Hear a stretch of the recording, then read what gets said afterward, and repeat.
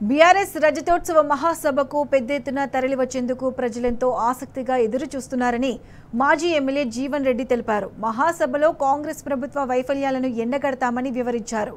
ఆరుమూరులో జరిగిన బీఆర్ఎస్ రజతోత్సవ సన్నాహక సమావేశంలో పెద్ద ఎత్తున బీఆర్ఎస్ నేతలు కార్యకర్తలు పాల్గొన్నారు.